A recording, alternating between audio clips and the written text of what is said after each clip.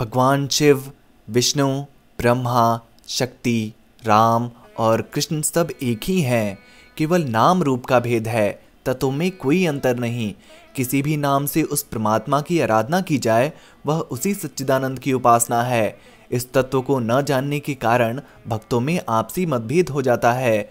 परमात्मा के किसी एक नाम रूप को अपना इष्ट मानकर एकाग्रचित होकर उनकी भक्ति करते हुए अन्य देवों का उचित सम्मान व उनमें पूर्ण श्रद्धा रखनी चाहिए।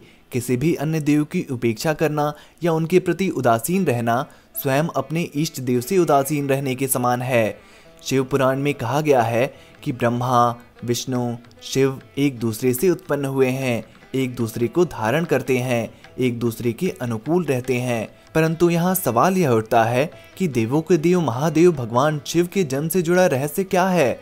भगवान शिव को स्वयंभू कहा गया है, जिसका अर्थ है वह अजन्मा है।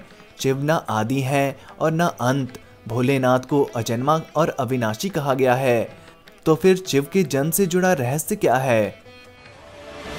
ये काल चक्र है। इस काल चक्र में मैं आप सबका अभिनंदन करता हूँ। दोस्तों, YouTube के बेल आइकन को बजाना ना भूलें हमारे लेटेस्ट अपडेट के लिए।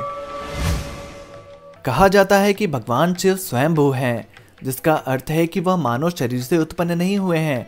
जब कुछ नहीं था तो भगवान शिव थे, और सब कुछ नष्ट हो जाने के बाद भी उनका अस्तित्व सदैव रहेगा।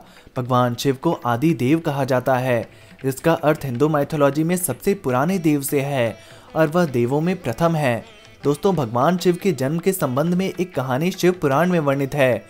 ब्रह्मा जी और भगवान विष्णु जी के बीच एक बार इस बात को लेकर बहस हुई कि हम दोनों में सर्वश्रेष्ठ कौन है। तभी महादेव ने दोनों की परीक्षा लेने के लिए स्वयं एक रहस्यमय खंभा का रूप ले लिया। खंभे का ओर छोर दिखाई नहीं दे रहा था। तभी ब्रह्मा जी और विष्णु जी को एक आकाशवाणी सुनाई दी और उन्हें खंभे का पहला और आखिरी छोर ढूंढने के लिए कहा गया। दोनों ही देवता अलग अलग दिशा में निकल पड़े। काफी समय बीत जाने के पश्चात भी दोनों में से किसी को भी अंत दिखाई नहीं पड़ रहा था। जब दोनों ने हार मान ली तो भगवान शिव, जो कि विशाल खंभे के रूप में थे, अपने वास्तविक रूप में प्रकट हो गए। तब ब्रह्मा जी और विष्णु जी ने माना कि इस सकल ब्रह्मांड को एक सर्वोच्च महाशक्ति चला रही है और वह महाशक्ति स्वयंभू श्री भगवान महादेव शिव ही हैं।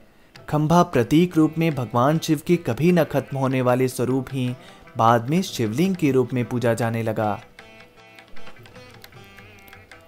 आज का श्लोक ज्ञान। रविश्चंद्रो घना वृक्षा नदी गावश्च सज्जना ये ते परोपकाराय युगे दैवे न निर्मिता।